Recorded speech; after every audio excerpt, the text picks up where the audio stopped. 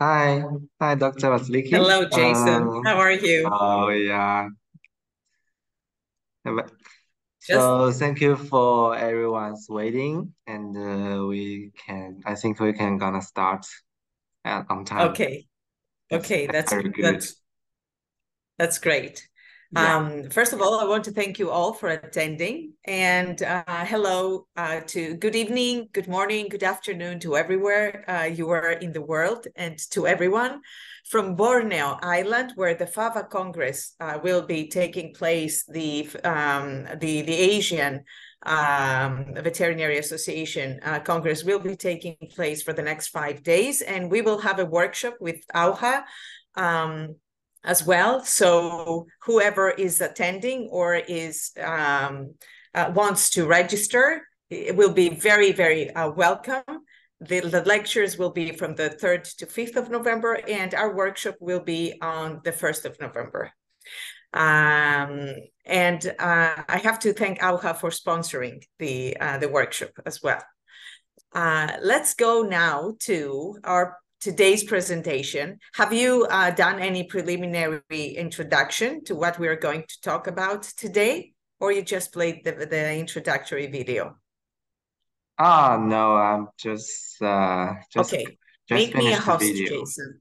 Make Yes. me a host so that I Okay. can I share can give screen. you the host. Today, we're going to make a very introductory session on colonoscopy. We haven't done it so far after 8 to 9. Okay, let me share my screen. Right. Webinars. So let's talk about the dirty business of, let me share screen, the dirty business of a gastroenterologist. And the one that actually needs the most preparation.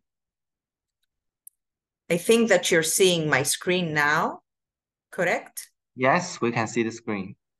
Great. Okay, so let's start.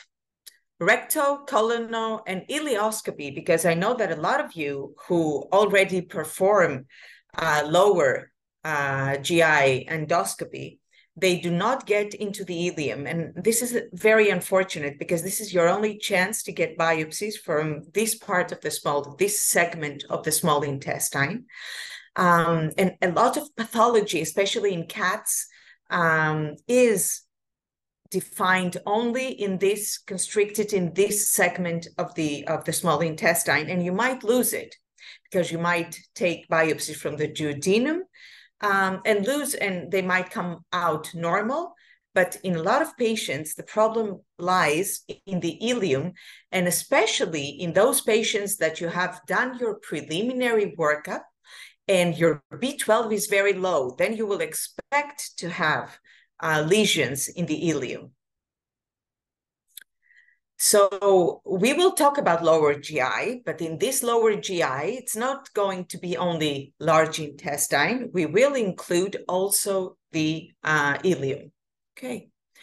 And let's talk about the instrumentation because we're going to start off with the basics to see with which scopes we do colonoscopy, lower GI endoscopy. I prefer to say that better. And it's with the same scope that you're doing your upper GI endoscopy. You don't have to, it would be better to have an exclusive endoscope for lower GI endoscopy because we do not like to put in the stomach the scope that we have done that we normally put in the intestines. But it's okay if you only have one, then you can use your gastroscopes for most of the lower GI procedures in all animals. Even in small breed dogs, you can use your 8 millimeter gastroscope. If we had the chance, if we had the luxury to have one more, then for colonoscopy, we prefer to have a diameter, a bit of a bigger diameter than the gastroscope. So we prefer to have I even do sometimes colonoscopies with 9 millimeters scope. And the new one is a bigger diameter of Aohua, is a bigger diameter as well. But even bigger diameters, like 11 millimeters colonoscope, the human ones, if you have them, then they are fine. Even for medium breed dogs. For small breed, this will give, you will be in a bit of a trouble. So we need at least 1 meter, 1.5 would be ideal. The diameter, 9 millimeters, 9.5 is the ideal diameter for lower GI endoscopy. And as you know, the narrower the scope, then the smaller the biopsies are, and the narrower the instrument channel and the biopsy channel, and the smaller the biopsies, which we do not want. And for those of you who scope, you will see that it's easier to take biopsies from the large intestine. The tissue is much easier than the stomach or the small intestine sometimes. And there's an explanation for that, and a very simple one, because air is not entrapped in the lumen. It gets away from the anus. Then you have something like a deflation of the large intestine. So the tissue is much more flaccid to get bigger chunks of biopsies. So we definitely need a 4-way tip deflection, up, down, right, and left, of at least 180 degrees deflection. And most of the endoscopes have 210, like the ones that we do gastroscopy as well. And they have to be fully immersible, and also for colonoscopy, but only for the descending colon and for the anus, for the rectum and the anus. We can use the rigid scope, but only if we are certain that we have a very, very specific lesion that's restricted in this area. And to be honest, you never know that. So you in order to perform the whole lower GI endoscopy, I would prefer to do it with a flexible one, because you will be able to see the transverse colon, the ascending colon, the ceca and the ileum, with the rigid scope you do not have access to. The rigid scope is only for very, as I said, localized lesions in the rectum, in the rectoanal region. And also sometimes we really want to take bigger chunks of biopsy, and we can do it sideways with a rigid scope if the lesion is a polyp, a polypoid mass, or another kind of lesion like adenocarcinoma that's located in this region, in the rectoanal region. And in terms of accessories, they are pretty much the same accessories. If you have any questions, because I want us to discuss, for those of you especially who have some experience and solve all your questions, we can have a discussion as well. The endoscopic accessories are the same accessories that we have in gastroscopy. So we have our biopsy forceps, okay? And there are multiple kinds of biopsy forceps, the round or oval with the ellipsoid cups, the smooth edge, the alligator ones, the rat tooth, the non-fenestrated versus the fenestrated ones, with or without a spike. I hate this category, and I will erase it from my presentations either. I do not want you to have a spike in your biopsies because you ruin your samples. Rotatable ones, the swing jaw, which have a deeper bite, and the disposable or reusable.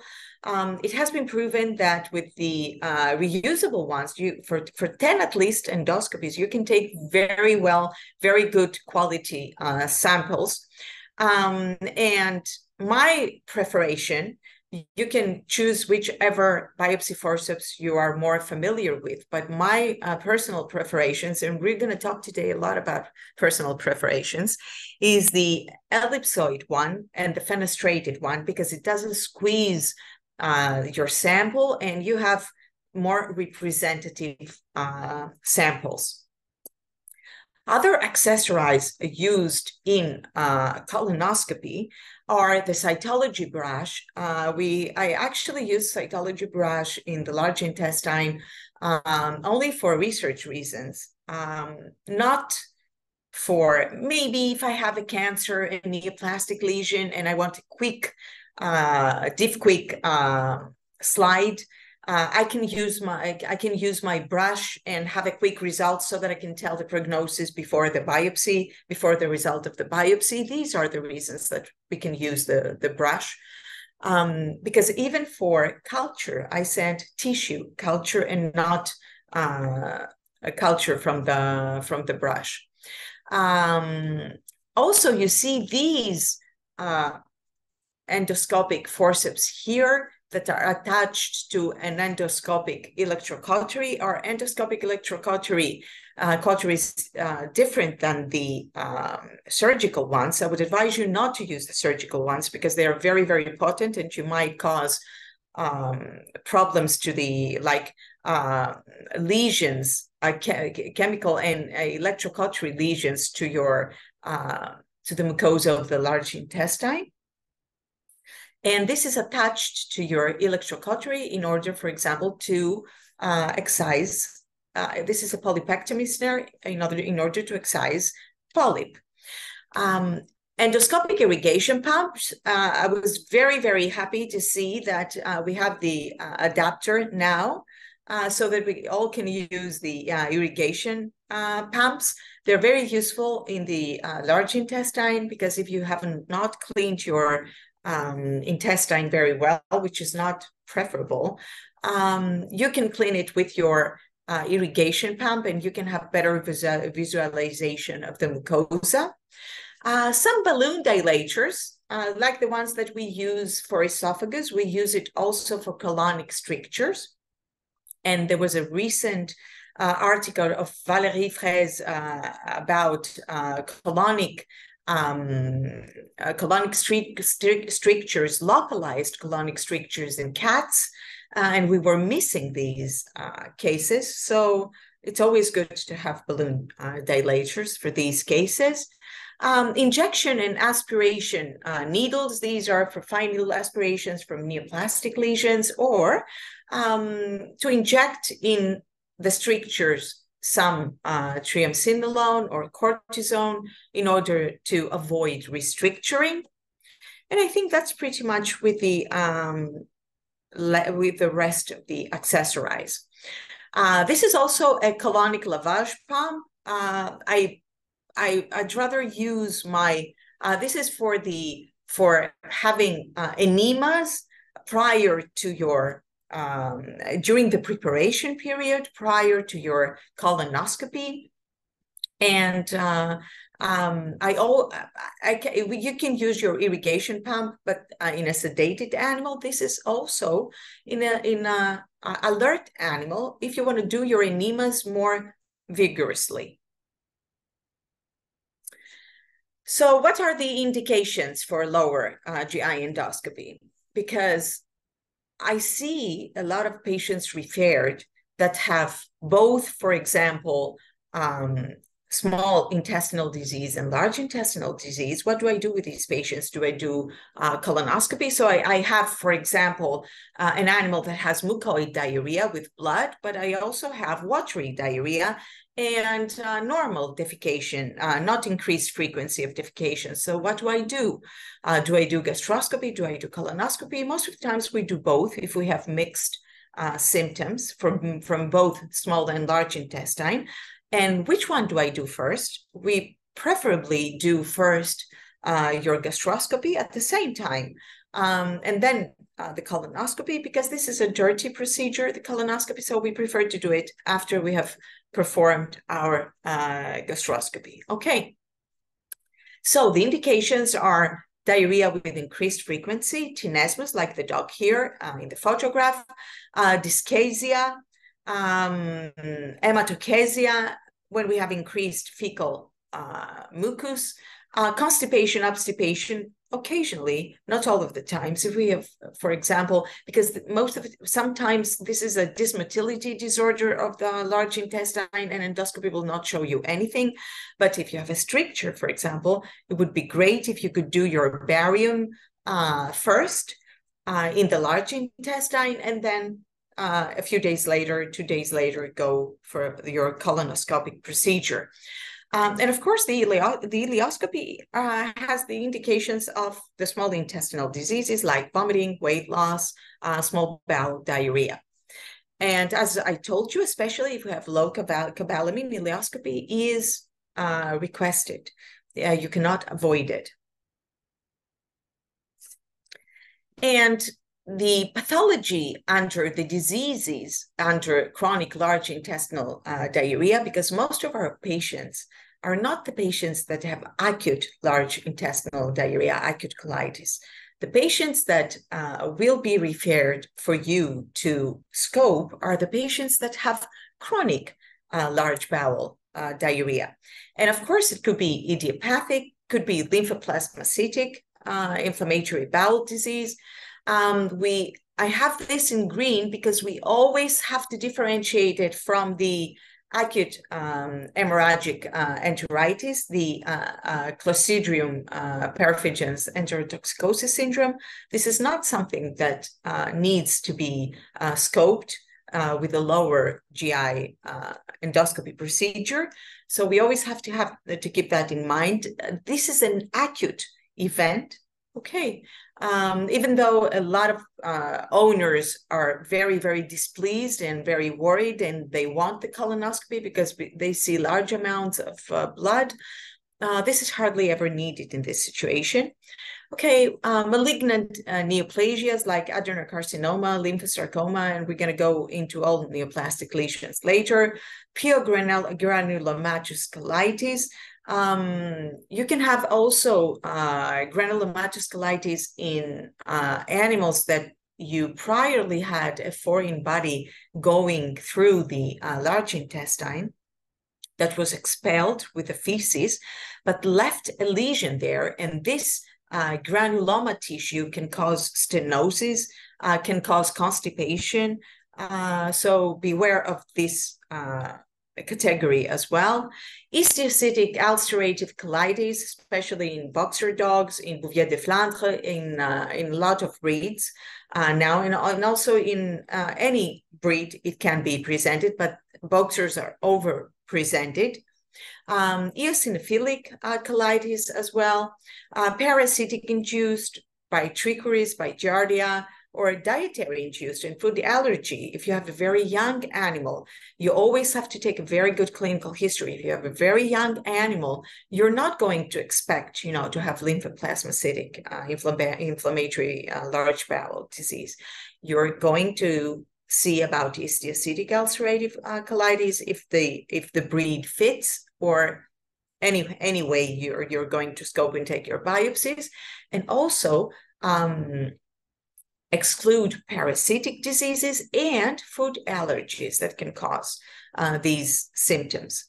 Histoplasmosis in the places where this is endemic, and we always have to keep in mind the secondary colitis, which can be caused by systemic diseases like acute pancreatitis, like uremic diseases, antimicrobial, any systemic disease.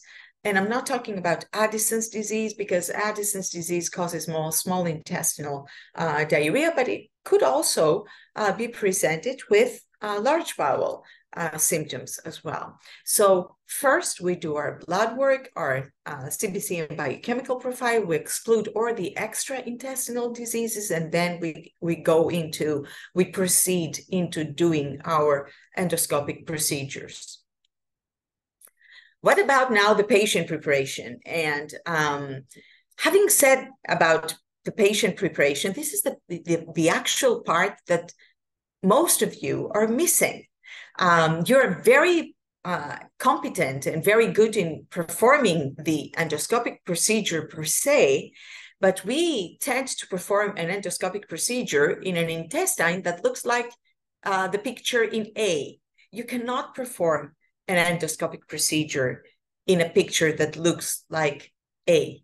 You have to have a very, very good preparation and have a picture like B, or at least you will see in many of my procedures, we cannot achieve this kind of cleansing, of intestinal cleansing, but you have to have at least 85% of the picture B, a cleaning effect, a result, at least at an amount of 85%.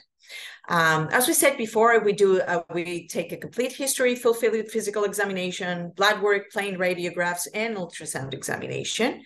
And the colonic preparation can be either done with oral lavages or with enemas. I will tell you both. I actually combine both techniques in order to have a good result. It's imperative to have general anesthesia and intubation. We will talk about the patient positioning. And as I told you, gastroscopy is always performed first if we want to do both procedures. And I want to say here, because I really want you to perform prior to any dog that has large intestinal symptoms, I really want you to perform a digital rectal examination. It's even more important and even more crucial than the fecal cultures that a lot of us perform. Fecal cultures have no utility in veterinary medicine. And we had a very, very good journal club with Stefan Unterer about fecal cultures and their significance in veterinary medicine. Those of you who did not attend it may go to MeAVC website and see their recordings and watch their recordings. So what can we detect with the digital examination? Identify if there is melena, if there is any diarrhea, collect a sample of stools to do parasitologic examination, also scrapings to do a cytology, a fecal cytology, to actually detect if there is absence of stools and maybe, get suspicious about an obstruction higher up in the intestinal tract, to also see prolapse and intussusception, and also to detect perianal hernia.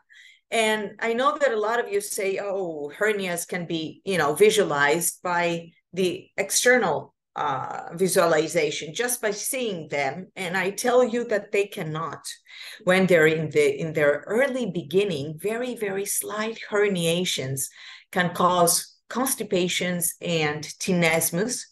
And these are not cases that should be actually scoped. These are cases that you can detect if you do a very thorough digital examination in both sides, and you can detect the difference in both sides. And of course, to see the anal furunculosis as well, from the inside, not from the outside.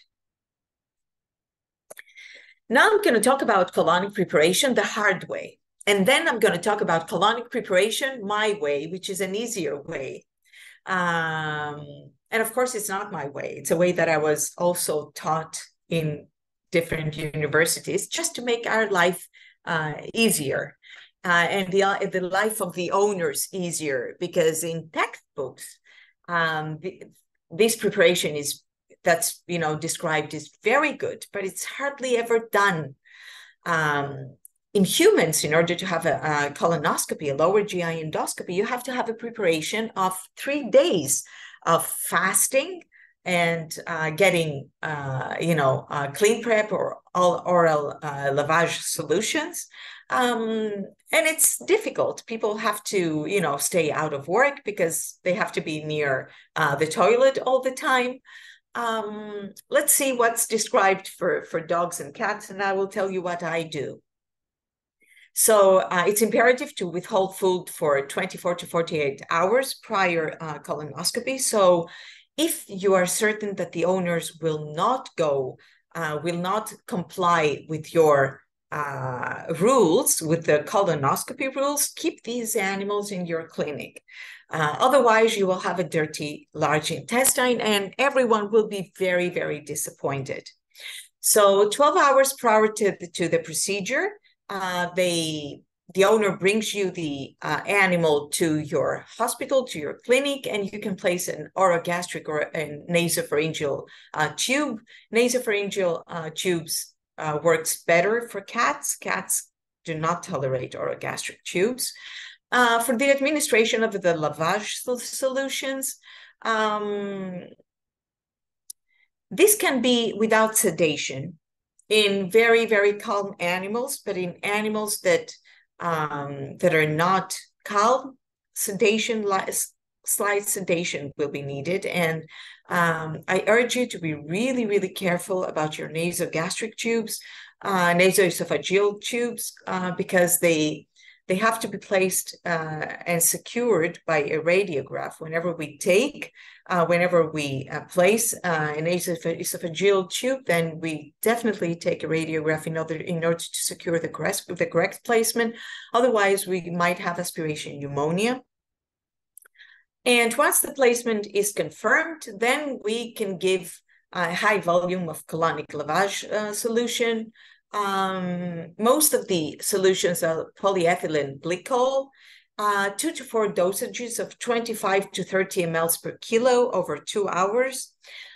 In many textbooks, you will see some dosages, especially in dogs, that 25 mL per kilo are kept for cats, but you might see 60 mL per kilo, for example, the dosages for dogs. I prefer to go lower. And alternatively, some people prefer the entire volume to be delivered as a constant infusion via a nasoesophageal tube over 6 to 8 hours. But this means that you have to keep these animals, these patients, in clinic, in-house. Okay.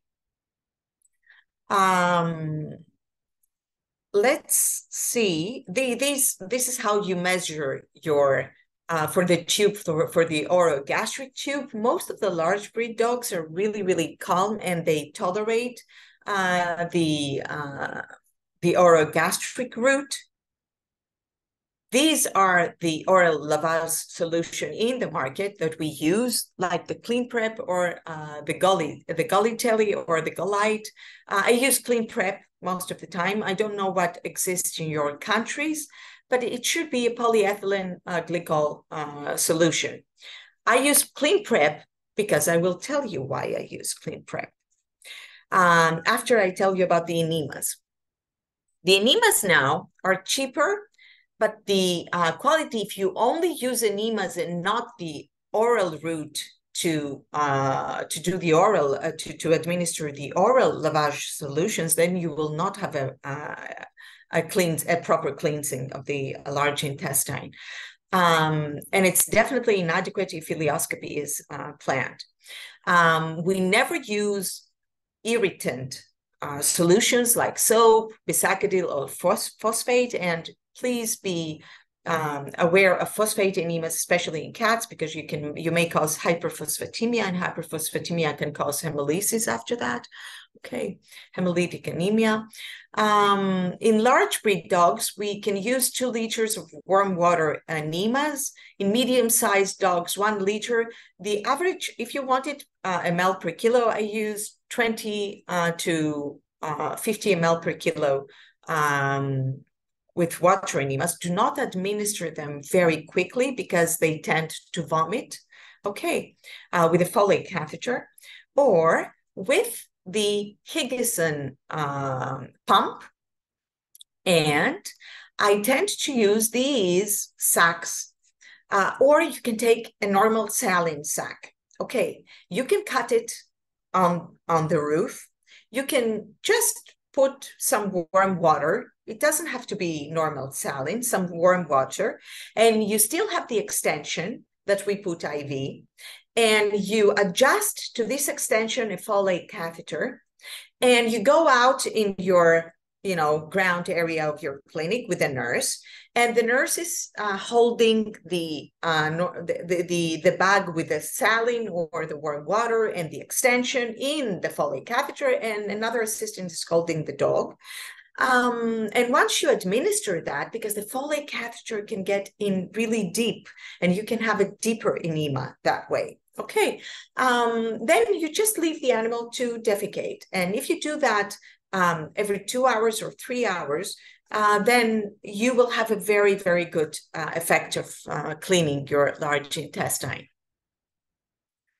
And my easy protocol now. So I combine both oral lavages and enemas. And 3 days prior colonoscopy, we stop the feeding. And what we give as a meal is a soup of clean prep, 20 ml per kilo, diluted in warm water or warm milk. Some animals better like the milk, and 1 or 2 tablespoons of low-fat canned diet, of a prescription diet, of a clinical low-fat diet. Okay, canned. Now, the 1 or 2 tablespoons are for large breed dogs. If you have a Jack Russell, you will put 1 to 2,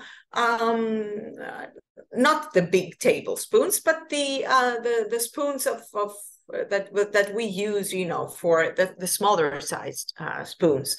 And this is just for flavor. So it's not a dosage that might restrict you in your mind, and it's not something imperative. It's just for the flavor, so that the dog, most of the dogs, if you give them warm water with clean prep and diluted in a low-fat canned diet, they are so hungry that they will drink the whole solution. And even if they don't drink it, you can give it, you know, with a syringe, with a 60 ml syringe. It's easy for the owners because these dogs are hungry if you keep them fasted for 2 or 3 days. So we do that 3 times per day for 3 days. So they have 3 meals per day, 3 of these soups. 3 for 3 consequent days. Of course, you have to warn the owners that these dogs, I'm not talking about cats, this is very difficult in cats, but some cats tend to consume this soup as well. But you have to inform the owners that these dogs will need more regular walks out because they will defecate more often. And once the owners in their house do this protocol, then 12 hours prior colonoscopy, they bring them to the clinic, and we do the enemas as I told you, with the nurses and with the extension of the normal saline bag and the Foley catheter in the clinic. And we do 1 of these enemas. Okay. And then we either keep the animal, and we can have 2 or 3 of these enemas at 12 hours, 8 hours, or 4 hours prior the sedation.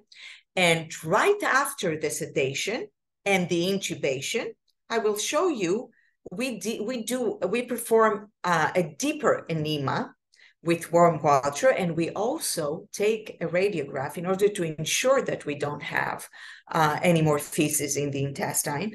But of course, you know, you ask your nurses and they tell you what kind of material the dog defecates. I know that we spent a lot of time in that, but this is very, very important. Otherwise, you will not end up performing your colonoscopy. So this is after the sedation. The dog is intubated. You're going to see that in a bigger picture later. It's not just the propofol here. The dog is intubated, and we perform, you see that I have a towel on my feet and a bucket, and I have this diapers so that we are not, you know, we don't do a huge mess. And we have warm water with these catheters that are actually inserted all the way in the intestine. Beware, because you might cause, these have to be really, really soft catheters, soft rubber catheters. And even if they are soft, sometimes you can cause some lesions in the intestine. So beware when you get into the intestine, in the large intestine, and see very recent lesions. you will know that these are from your catheter, okay? Not all of the times, but I just want you to be aware of that. So we insert that, and we do that multiple times, 2 or 3 times, up until clean water is coming out of the dog. And then we are secure that we have cleaned very well the large intestine. Now, let's see what the books say about patient positioning. For rigid colonoscopy, we use most of the times right lateral recumbency, because this permits the colon to drain to the right, to the ascending colon, and leave all the descending colon with a good view, unobscured. For flexible colonoscopy, most of the endoscopists use left lateral recumbency because the ileoculvic valve is not obscured.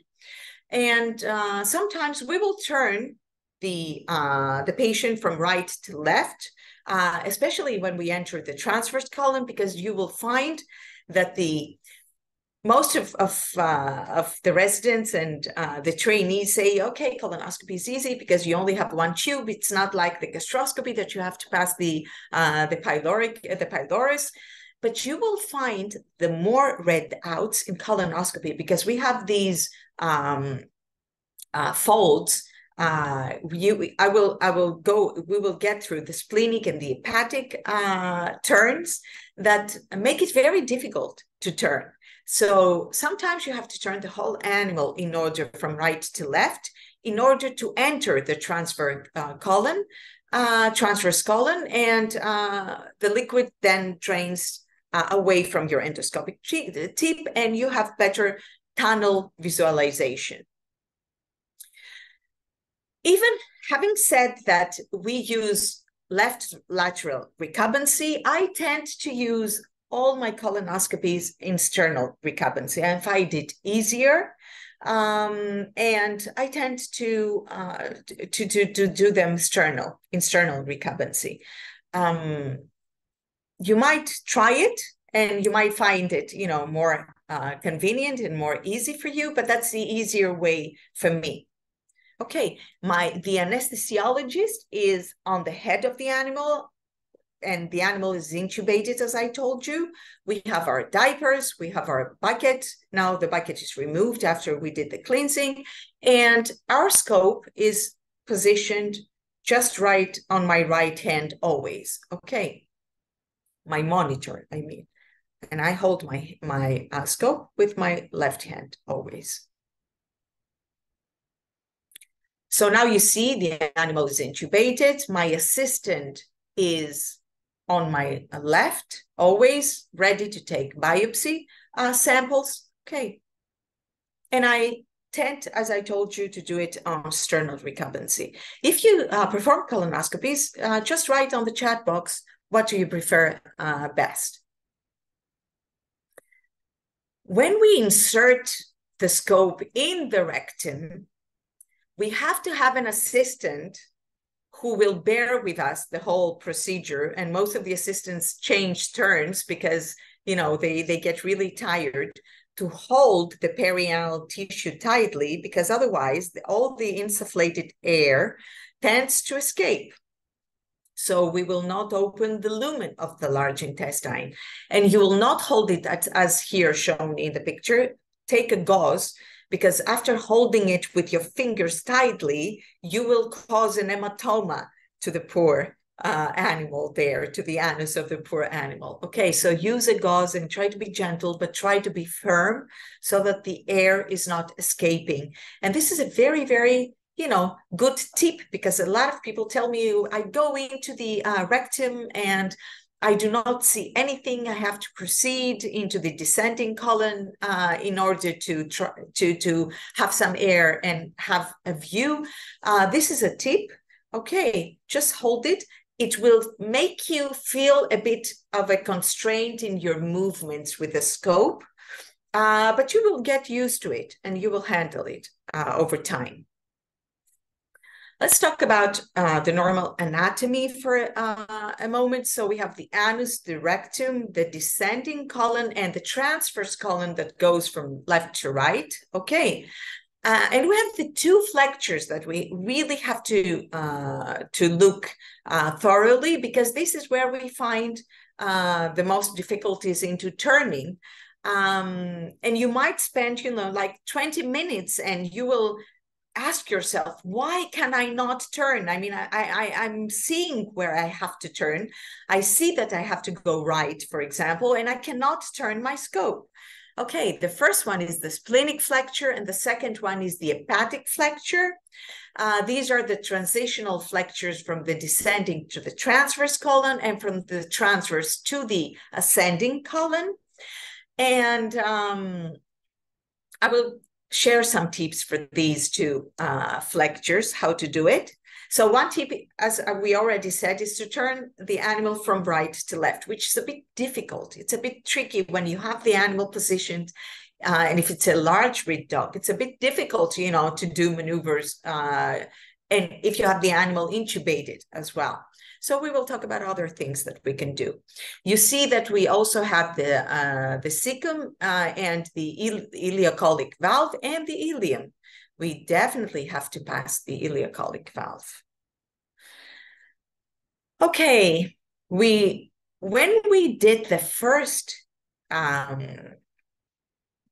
webinar on the introduction on gastroscopy, I don't recall having said so many things about the red dot, because it wasn't, mandatory. Here it is mandatory, because you're going to have a lot of the times you will not know where you are. You will lose your orientation, and especially if you're in the cat, the splenic and hepatic flexure are not that prominent, so you will not know, am I now in the descending colon, in the transverse colon, in the ascending colon? And you have to know in order to know where you're taking your biopsies from. Okay, so never advance without direct visualization. This is a rule number one in any endoscopic procedure. You do not proceed. The only part that you proceed without seeing is when you're in the pylorus and you see all the intestine coming up onto you, which is the red dot of the upper GI endoscopy, and you just leave it for a few seconds, in order not to get out of the pylorus. But in the large intestine, you always visualize and then see. So the rule is centralize, insufflate, advance. Centralize, insufflate, advance. And this is what we call, in this picture, this is what we call a tunnel view. When you have a tunnel view, is that you see ahead of you the large intestine. And you cannot do that in all the length of the large intestine. Okay, how is the red dot produced? When your scope is attached onto the mucosa, okay, and the vision is lost. This is a red dot. And how do I correct it? I go a bit further back, so I withdraw gently and slightly.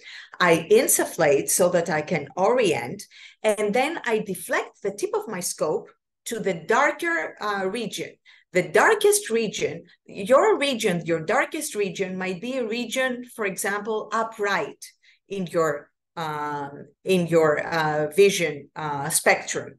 So this is where you're going to look, where my dark region is, so that I can deflect the tip of my scope.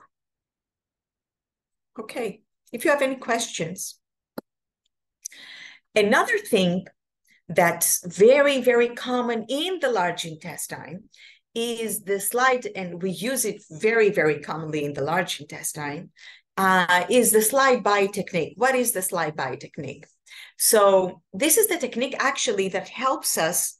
This is the tip that I was talking to you about. This is the technique that helps us move around these two flexures, the splenic and the hepatic flexure.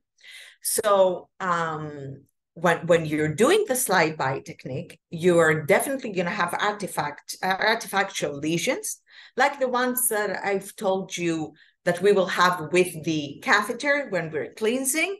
But you have to ignore these lesions, and you have to know that you are the one who produced these artifact lesions. Okay, so let's say that we have our scope, and we have the lumen of the intestine. The scope approaches the flexure, which is the turning point Okay, and this is the moment that you will have your first readout. So the tip is slightly advanced with torquing movements, and you let the mucosa slide up onto you. You see the movement of the mucosa coming onto your tip. And then this is how the readout is produced. And then you deflect your tip, and I'm talking about the large intestine now, dorsally, as we do here in the second picture.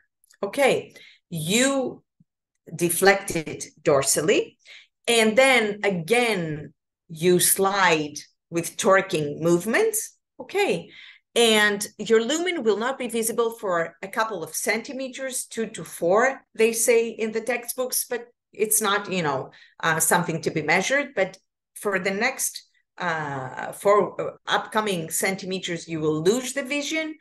And then the mucosa will slide up onto you. And then if you advance, you will have passed the flexure. So you need torquing, which is this movement, okay, and sliding onto the mucosa. You will scoop, and you will definitely produce lesions this way. But there's no other way to escape these two flexures. Another technique is to move your body in order to move your flexures, not to torque, but to move your wrist. And we will explain that better to those who will attend a workshop in lower GI endoscopy, to move your whole body right and left in order to produce this 90 degrees of tip deflection that we need. These are the artifactual lesions that we might cause. These are the straight lines caused by the scooping by the slide by technique. And these are from suction. This is the circular, very, very well-defined circular ones are from your suction. Okay. And seeing those, you should be aware that you caused them and that they're not underlying large bowel pathology. Okay, let's talk about flexures. So this is the first flexure, the splenic one, and you see that as a fold. Okay, this is in a cat, the A, and this is in a dog. And in cats, both of the flexures, not only the hepatic flexure, the splenic one as well, are not that prominent, okay? But you know that you transition from the descending to transverse colon because you will find a wall, you will endure difficulty into proceeding with a tunnel view. You will hit a wall and you will have to deflect the tip of your scope. This is how you understand in order to orientate yourself in the large intestine. So the negotiation, as I said, of the colonic flexures is not that easy. It seems very easy, but it's not that easy. The first flexure is splenic, between the descending and the transverse colon, and you have to both deflect the tip 90 degrees to the right and also rotate, deflect and rotate and torque at the same time in order to get away from this flexure. And the second flexure is the hepatic flexure. And this is also passed by continuing right rotation, always right rotation, and maybe turning your wrist a bit, okay, sometimes. Let's see about what are the normal findings in the large intestine. So the normal colonic mucosa is pink, smooth, and glistening, like the ones that we've seen in the previous pictures. In the large intestine, on the contrary to the small intestine, the submucosal vessels are always seen. They're very prominent, okay? Sometimes we can see lymphoid follicles, and I will show you in a picture later and in some scopes that we have in some endoscopic procedures. Some lymphoid follicles are present in the rectum and the cecum. Small amounts of liquid like this one from fecal material or from your lavage solution can be present within the lumen. When it's present, you have to use your suction. I hate to use suction for materials like that because this makes my scope really dirty. But if you have it, then you can't do anything else. Or put a Foley catheter if it's, if it's in the descending colon, the rectum, to take it out with a Foley catheter and not with your scope. The large intestine is always examined when we reach up to the ileocolic valve, and then when we withdraw the scope, it's easier examined because we already have insufflated air. The lumen is open, and this is when we get biopsies on our way out. The same is with small intestine. We can inspect it going in, but we always take biopsies and we re-inspect it going out, okay, while we're withdrawing. The ileocolic valve always looks like a mushroom, very tightly closed. It's hardly ever I remember that it's open. Sometimes it's covered by biled and stained material. So this is the ileocolic sphincter or the ileocolic valve, and the cecocolic sphincter, which is always open and wide, okay, and we go to the cecum.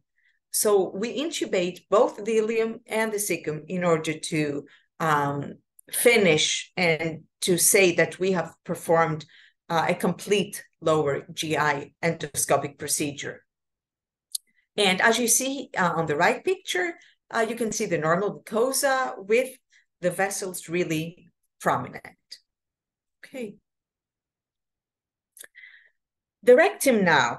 You recall that I told you that it's very difficult when you enter with your scope in the rectoanal region to have visualization because all the air escapes.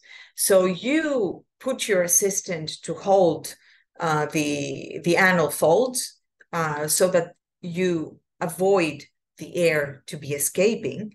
But another way, which I rarely perform, I only do that in very large breed, in large breed or giant breed dogs, is to retroflex your scope as we do in the J maneuver. Okay, you proceed your scope a few centimeters, 10 centimeters, for example, 10, 15 centimeters, and you can retroflex your scope in order to see the lesions that you might have in the rectoanal region. It gives you a very good visualization if you have a neoplastic lesion there, or a polyp, or a lesion that's more flat and more to the wall of the mucosa, extending to the wall of the mucosa, to the mucosal large intestinal wall. But I wouldn't suggest taking biopsies retroflexed in the rectum, and watch out for your scope as well. And in order to take it out, it's only obvious that you have to make it straight again. Okay. That's another way. And last but not least, I want to talk about the paradoxical motion because this is really, really common in the large intestine. And what is the paradoxical motion? We tend to see it more in the right colonic flexure. So what is the paradoxical movement? You see that first you have the difficulty into navigating the flexures. And then when you try to navigate the flexures and you do all the torquing and maybe the turning of the animal right to left and all these things, then another thing is the paradoxical movement of the large intestine, which pushes you away. You try to insert the scope and you see that the flexure, instead of approaching the flexure, you're going away from the flexure. You're going more distantly from the flexure. And this is because due to the air, the colon is stretched Okay, so what I can do to fix that is to go a bit further, to withdraw a bit, suction, use my suction so that I can take all the air out, deflate the colon, and then force the tip onwards again. This is the only way. It's like, imagine when you have a loop in the stomach. What you do is that you deflate the stomach, you take it a bit further, you withdraw it, and then you insert the tip. This is the same thing. Otherwise, you will never be able to, if you have this paradoxical movement, you will never be able to reach the flexure. The further you insert, the more away the flexure will go. Okay. And let's have a view of a colonoscopy. So you see, these dots that you're seeing are the rectal follicles, the follicles. All these dots that you're seeing here, this is not pathological. This is not something pathological. In this animal, they're more prominent. Okay. And here in this animal, of course, we have a lesion. We have a lesion here, but I want you to see that the rest of the colonoscopy is normal. We had a very focal lesion. Will a focal lesion make us not do the whole colonoscopy procedure? No, you will take a full view of all the colon, descending, ascending, and everything. And you see now that as I get in, it's very difficult to have a full visualization. So now I say to my assistant to hold the fold so that I can have a better view of the lumen, and the lumen keeps, deflating in front of me. Now I have a better view of the colon. Here I have some lesions, which are neoplastic, and we took some biopsies. My intestine is pretty much, it's very well cleaned, as you see. I'm inspecting. My colonoscopic procedures are taking more than my gastroscopic procedures most of the times, because you might lose lesions if you don't see, because of this deflation of the large intestine, you might lose the lesions. Okay, so I go all the way up.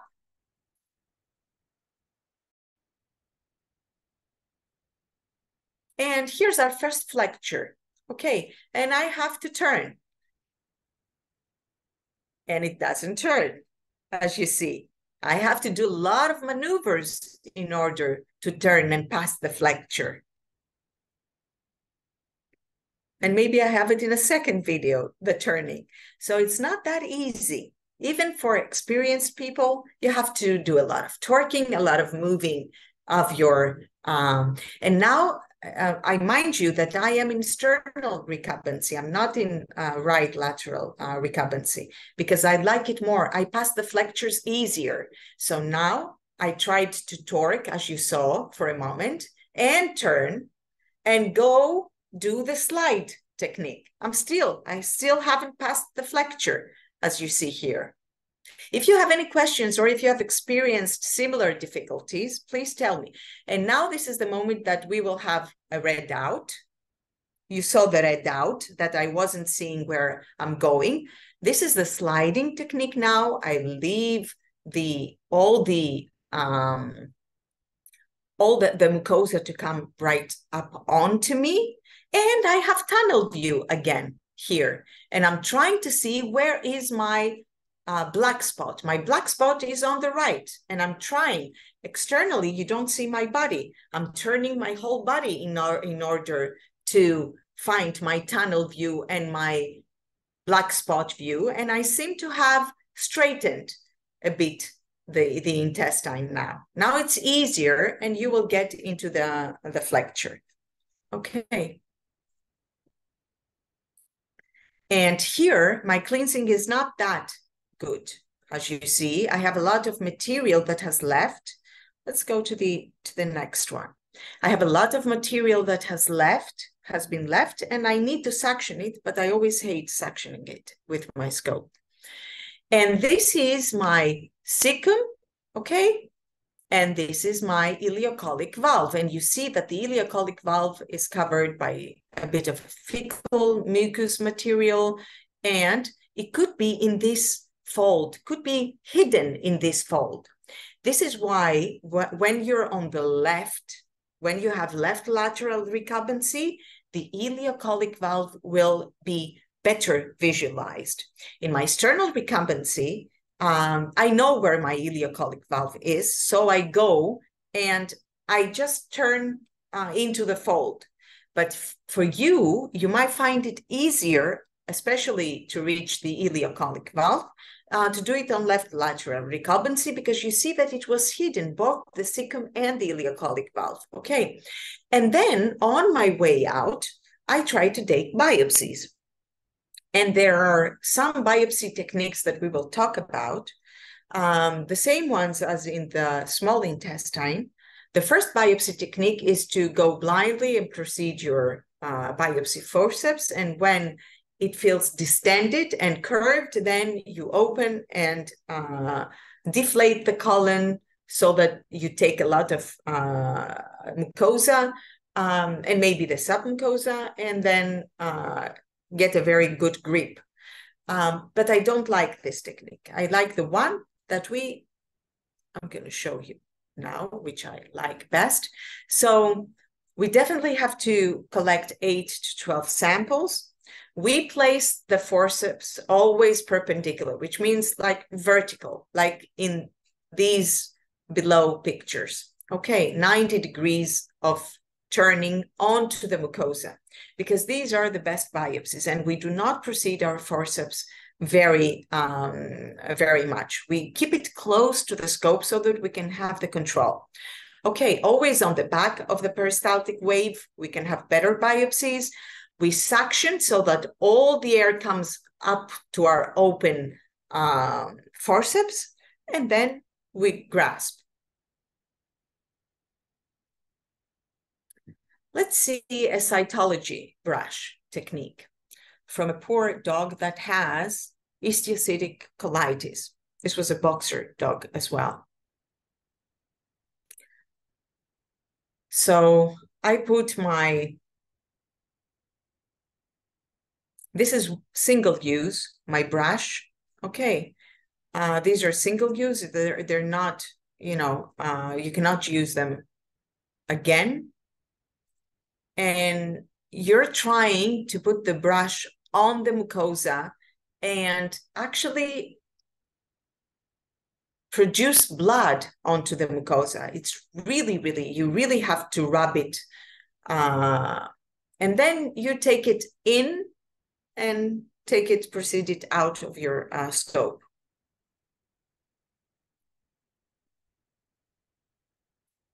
Now, what are the abnormal findings?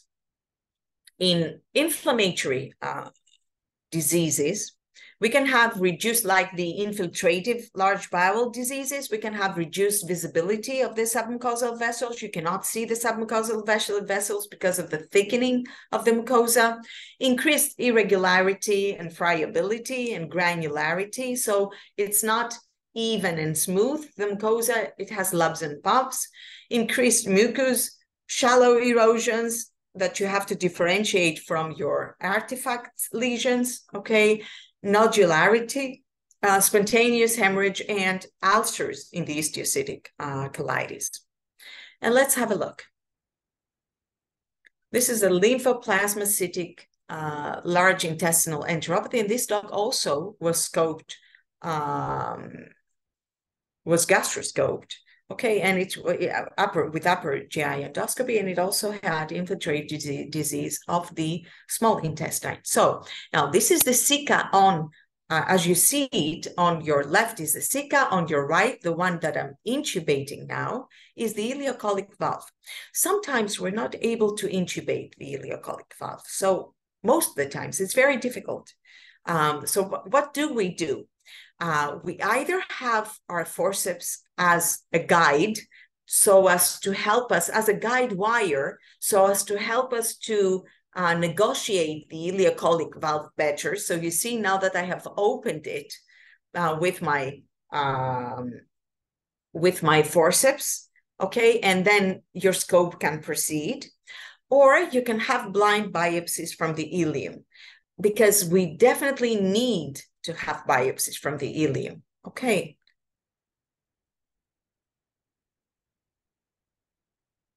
And as you see, this is a 2-year-old male dog that had chronic large bowel diarrhea. You see the dots, as we said, the follicles, which are normal, as we said.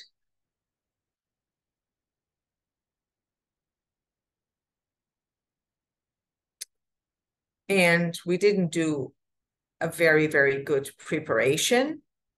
We actually did, but because we did the gastroscopy, a lot of material from the small intestine, from the air, came to the large intestine. And this is why you see so much of a content now as well. And we have patchy areas of hyperemia, but we definitely need to go all the way up. And this is our flexure here again. And the trouble of negotiate. You can understand now the flexure. You see it as a fold, okay? And we have patches of hyperemia.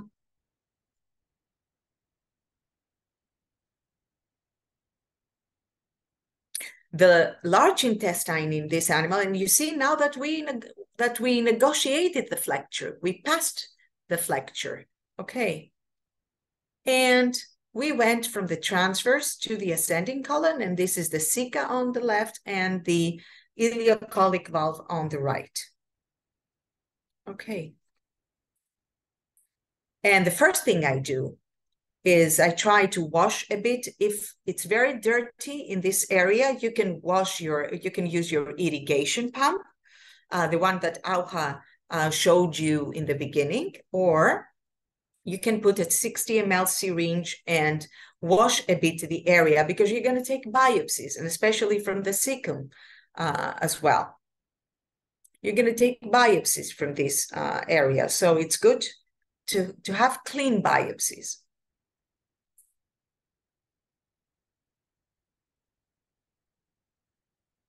And I think that I'm proceeding either my biopsy forceps now, yes, in order to start taking biopsies. First, you will enter the cecum, and then you will start taking biopsies, okay? First, you will enter the cecum, and then.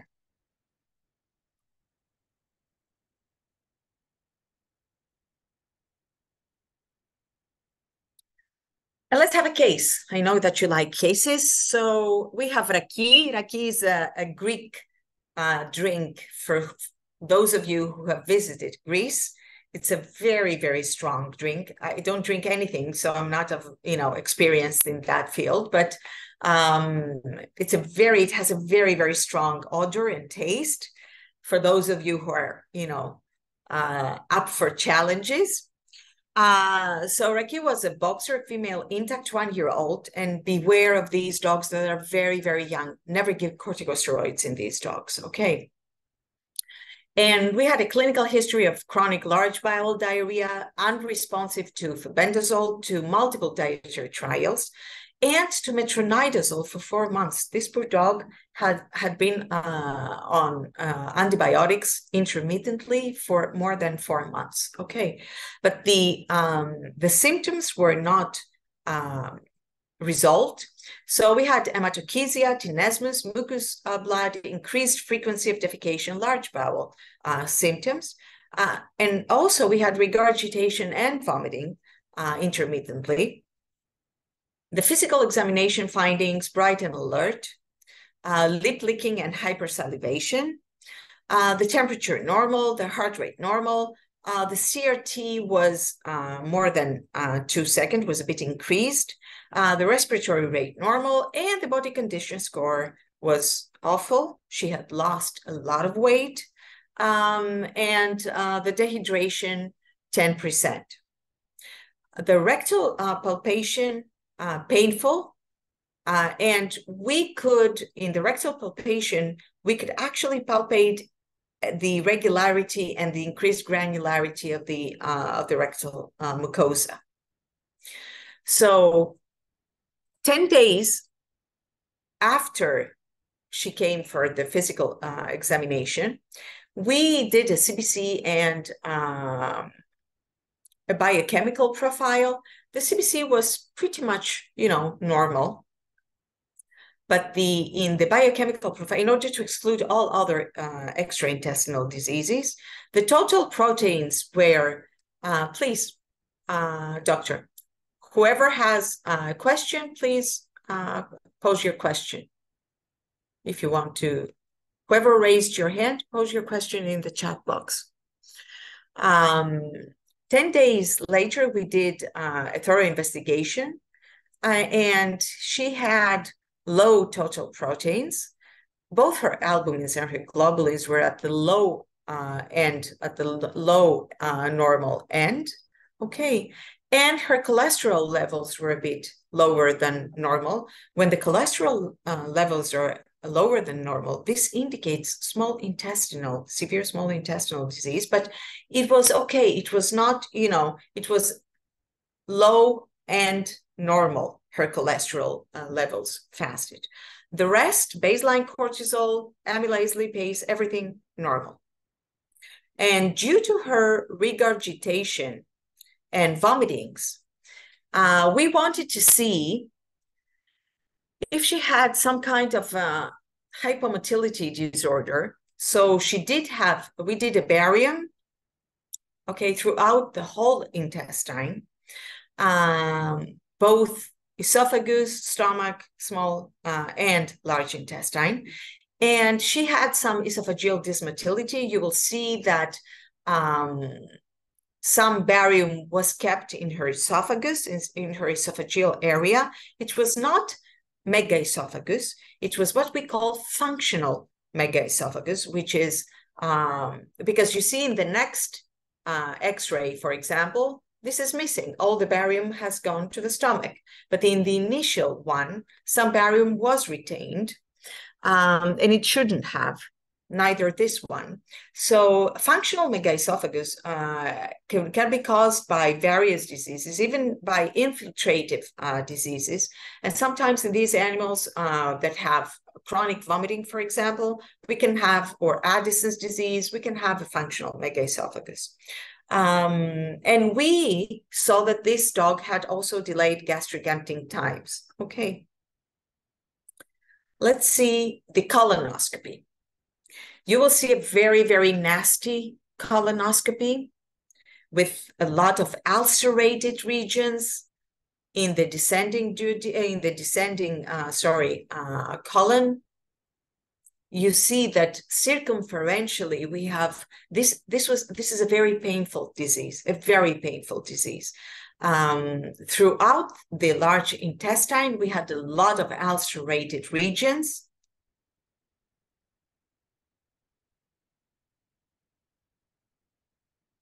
And this blood, we did not cause it. We were not the cause of this blood.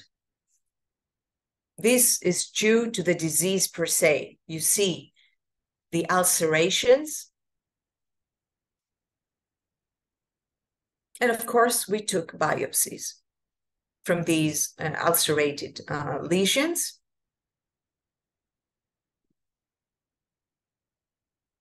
With the technique that I told you, we retroflex 90 degrees. Okay. And this pathology came out positive for macrophages. You need to be aware of the disease and also maybe get your histopathologist suspicious about the disease, because he has to go with very specific characteristic. This is a past positive technique that he has to use. Okay. Neutrophilic inflammation, necrosis, and of course ulceration. And FISH technique detected the presence of attaching and invaded E. coli. And this is the only disease in the large intestine, and actually in the small intestine, that's curable. You can treat these animals. Because we before knowing this disease, that it was attributed to a bacterial agent, we used to give to treat them as IBD diseases, and we we used to give these animals corticosteroids, and we were killing these young boxers and brachycephalic breeds that had histiocytic ulcerative colitis. And the treatment is enrofloxacin, 10 milligrams per kilo every 24 hours for at least 8 weeks. And when you go and rescope these animals, the lesions are gone, the pathology is gone, and they're not going to have it again. They're not going to have a relapse again in their lives. But of course, do not give empirically antibiotics. I tend to use, nowadays, we see a lot of animals that have resistance even in enrofloxacin. So please send tissue cultures. As you take your biopsy cultures, just put them in normal saline. Some samples, put them in normal saline and Eppendorf, sterile Eppendorfs, okay, and sterile normal saline. You just open the small bottles of sterile normal saline and you put in an Eppendorf, and then you put your biopsies in there in order to have a proper culture and sensitivity test. And the antibiotic treatment, as we said, should always be guided by culture and sensitivity tests. And it is so painful that patients with chronic lesions may have rectal strictures as well. So you might have to address that on a second level. It's very common in boxers, very common in Bouvier de Flandre, in Mastiff, in Huskies. Okay. Some animals also respond to amoxicillin and clavulanate. There is a genetic component, okay, to all of this, but it's something that we can treat. It's something curable. What about neoplastic diseases of the large intestine? We can have benign, like polyps, leiomyomas or adenomas, and malignant, which are more common than benign lesions. This is a malignant adenocarcinoma, lymphoma, lymphosarcoma, gastrointestinal stromal tumors, extramedullary plasmacytomas, which are really, really rare, and carcinoids. This is a polyp at the clinic that was actually excised not with a polypectomy snare in a German Shepherd dogs. German Shepherds are really overrepresented.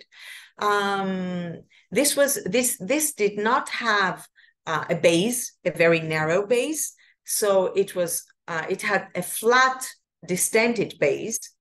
And we were lucky because it was in the first 5 to 10 centimeters where we can excise this polyp by a technique called pull through. So we pull through all the colon, the colonic mucosa, and we excise the polyp. And as you see, it was not protruding.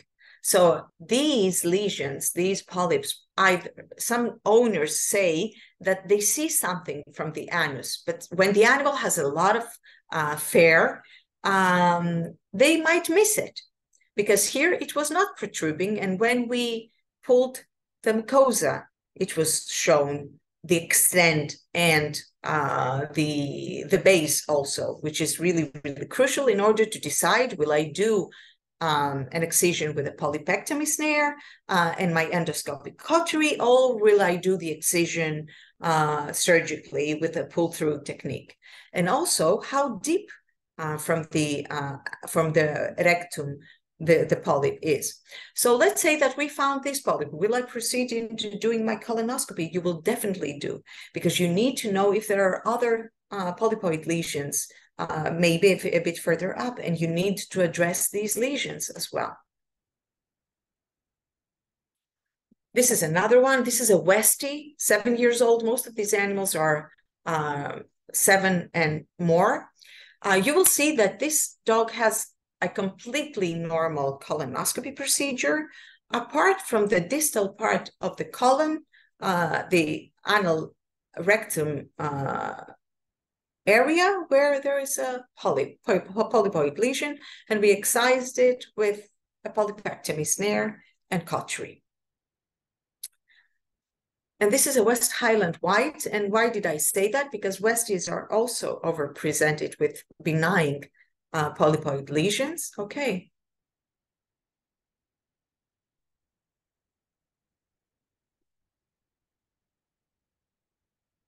And this is the procedure. I'm deflating a bit in order to see these. You see some small dots, which are not the follicles. This is hyperemia, and these are lesions actually in the colon.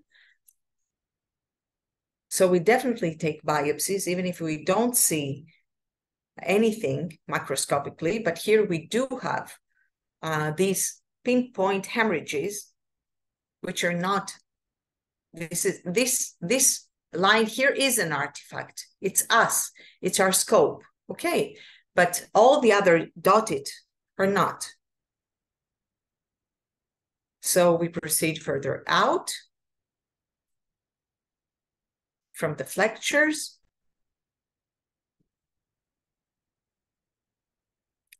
Sometimes you might even see worms in the large intestine, especially if the owner is not deworming. And now on our way out, you will see a very small polyp with a small base, not a broad base, that we can excise very, very easily with our endoscopic cautery.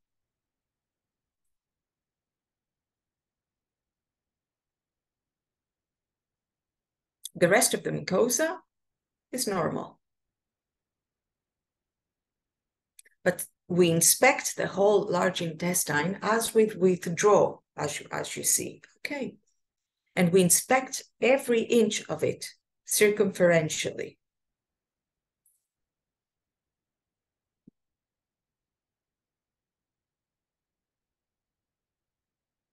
And I think, yes, and this is our polypoid mass here at hour 5, okay, at 5 o'clock.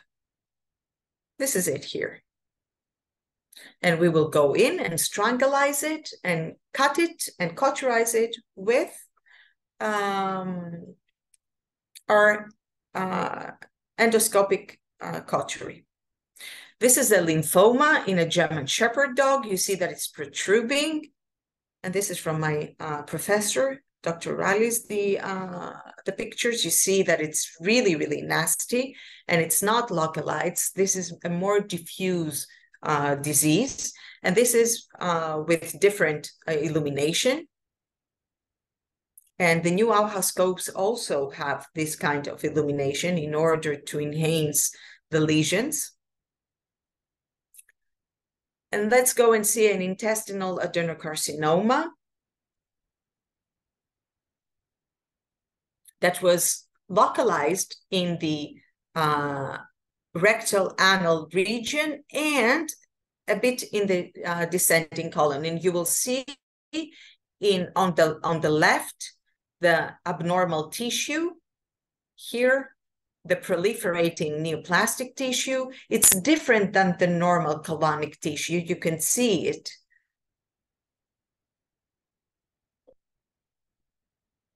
And we go in and try to take some biopsies. And here we have already, you will see a white crater on the left of your image. And this crater where I show you, this crater was when another mass was protruding, and we caught it with a polypectomy snare. It was not polypoid mass though. This is a more broad base lesion.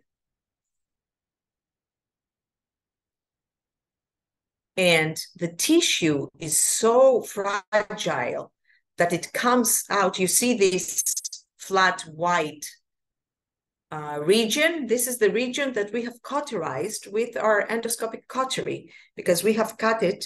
It was a big lesion, and we have cut it here as well. We have cut it with our endosurgery. And now we're going into taking other samples as well.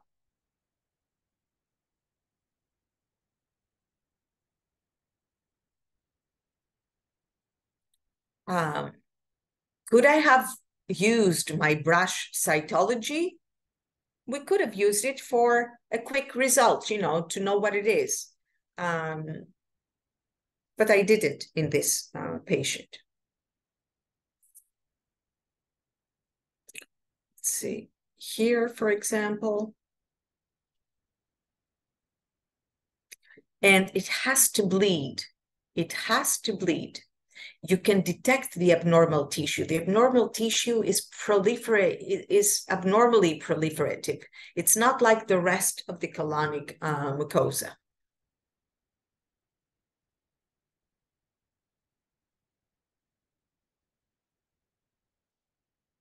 And here it's a sarcoma. You can see the tissue, the proliferating tissue as well. Same thing. The rest of the intestine was normal. You always perform, even if you see this proliferative and changing color tissue, you see how bad it is. And it was really, really painful. This dog could not defecate properly. It has a dyschasia, hematochezia, tenesmus, a lot of tenesmus, and you could palpate it. The referring vet was very smart into palpating that something wrong was in the intestine.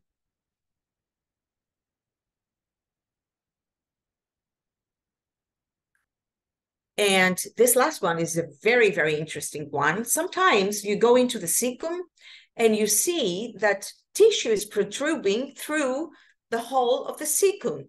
And you say, what is this? Is this some kind of a mass of a neoplastic lesion? This is the ileocolic valve that's open, and next to it, as you see, this is this bump there, like a mass, which is not a mass.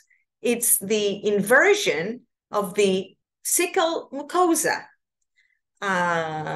This is a very rare case that you might, encounter. Of course, you will biopsy it. We biopsied it, and it was normal cecum, not normal, congested cecum mucosa. So you have to then address it surgically. Otherwise, you will have a septic problem. Okay, you see that it looks like a mass. And it was even harder than the normal cecum mucosa. Yet, it was a cecal inversion.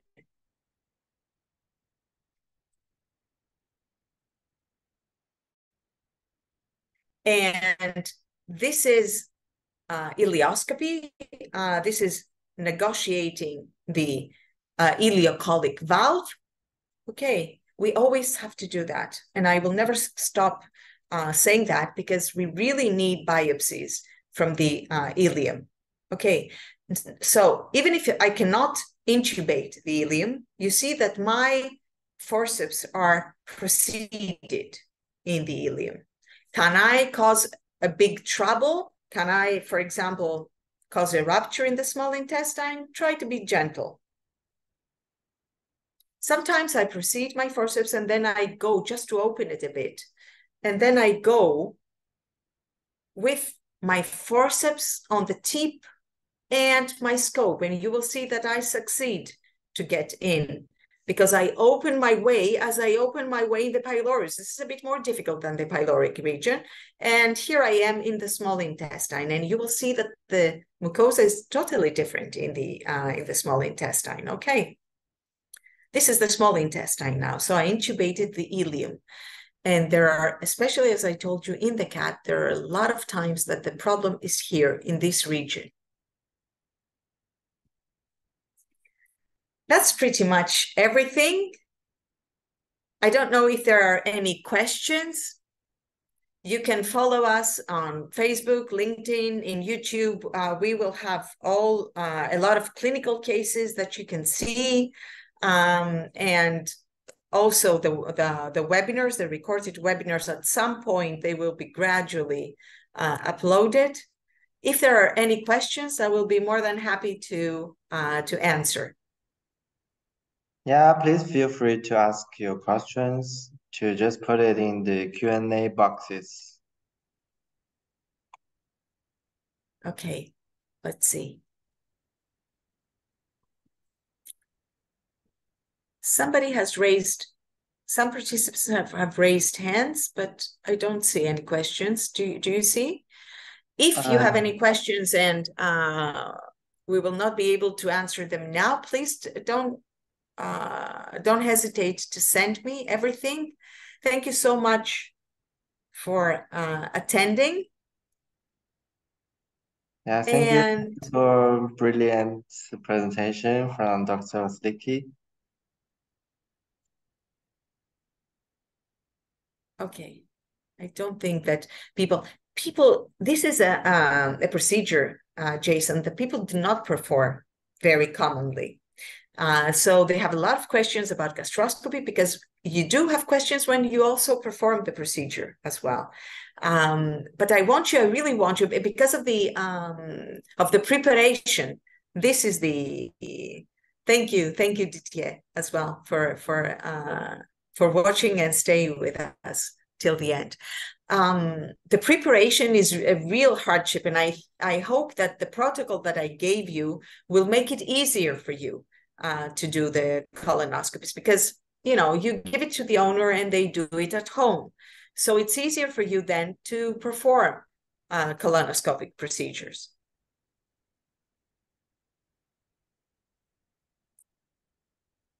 Let's see, another one.